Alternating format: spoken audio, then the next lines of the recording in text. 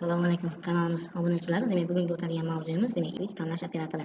Operatorimiz demak switch tanlash operatori hisoblanadi. Demak, switch tanlash operatorimiz algoritmi demak ko'rinishi xuddi shunaqa ko'rinishda hisoblanadi. Demak, uni dasturdagi strukturasini ko'radigan bo'lsak, switchda mana bunaqa ko'rinishda.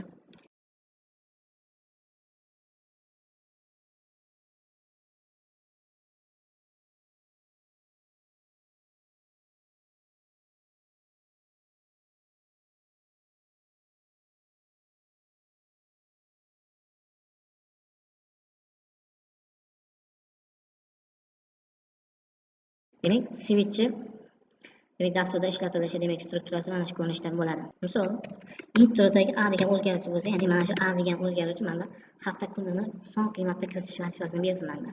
Demak, count hafta kunini sonda kiriting. Va men sonda kiritganimdan keyin menga demak o'shani demak yozuvda chiqarib beradigan qilaman. Switch A. Ya'ni ifodani jo'natyapman. A ifoda. Case 1. Demak, case 1 bo'lsa, demak yozaman count dushanba. Endi break.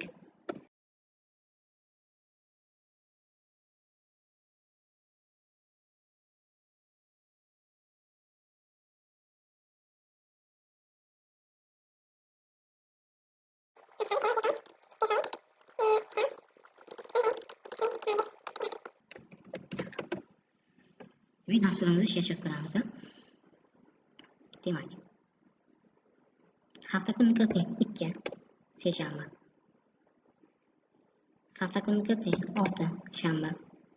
Hafta kunini kiriting 10. Mana bunday kun mavjud emas. Demak, buni ishlash jarayoni qanaqa bo'lyapti? Demak, hafta kunini kiriting, hafta kunini sonda kiriting deb qora oynaga chiqyapti mana. Hafta kunini sonda kiriting deb mana count demak ekranga chiqarish operatori o'shaning uchun demak qo'shtirnoqda satrga jo'natyapman. Keyin sin a deyman. Demak, mana misol 3 degan qiymat kirityapman. 3 degan qiymat kiritganimdan keyin mana shu 3 degan qiymat mana bu yerga keladi. Mana bu yerga kelgandan keyin a demak qiymat kelgandan keyin qaraydi. Mana bu demak a ni bo'lishi mumkin bo'lgan qiymatlari. Demak, case har doim 1 dan boshlanadi degan qoida yo'q. Xohlasam demak buni case 2 dan boshlayman. Xohlasam case 1 deyman, 12 deyman, 33 deyman, farqi yo'q. Demak, mana demak dastur ishlatib ko'raylik. Demak, 30 endi bilan bu bo'ldi. Demak, misol uchun mana 33 deyman. 33 deyman, ishlayapti chorshanba ko'rgan bo'lsanglar, ya'ni case demak switch ichidagi demak case'lar 1 dan boshlanadi, har doim degan qoida yo'q. Demak, case'dan keyingi mana bu yerda kelayotgan qiymat bu demak mana bu yerda switchni demak ichidagi kelayotgan ifodani bo'lishi mumkin bo'lgan qiymat hisoblanadi. Shu narsani esdan chiqarsangiz. Endi bu yerda demak break nima uchun qo'llanadi? Keladi mana a ni keladi. Misol uchun 2 ni kiritdik. 2 ni kiritgandan keyin demak sonni kiritdik, mana 2 ni kiritsa, 2 ni kiritgandan keyin keladi. 2 demak case 2 mi? Yo'q. Case 2 mi? Ha. Case 2 ha bo'lgandan keyin keladi. Count seshanba deydi. Break, ya'ni mana shu demak o'qish jarayonidan chiqib ketadi. Ya'ni 3 dan keyingilarni o'qimaydi.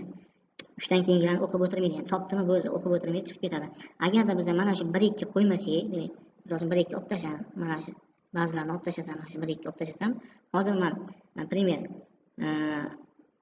men bilan ham olib tashay. Hozir nima qilmasin? Breakni olib tashlasam, break ifodasi bo'lmasa, men primer 5 degan qiymat jo'natsam, mana hozir 5 ni topadi, mana keladi. Switch 5. Case 5 mi yo'q? Case 5 mi yo'q? Case 5 mi yo'q? Case 5 mi yo'q? Case 5 mi? Ha, bajaradi. Count juma chiqaradi, keyin shanba, yakshanba degan qiymatni ham chiqarib oladi mana. Bunday kun mavjud emas deb default qiymatni chiqarib oladi. Ya'ni topdimi? Ya'ni bitta haqiqiy demak o'ziga teng bo'lgan qiymat topgandan keyin barcha case'larni nimasini ifodasini bajarib oladi. O'shani hisobiga demak bizda break bo'lishi shart ekan. O'shani demak esdan chiqarmaymiz.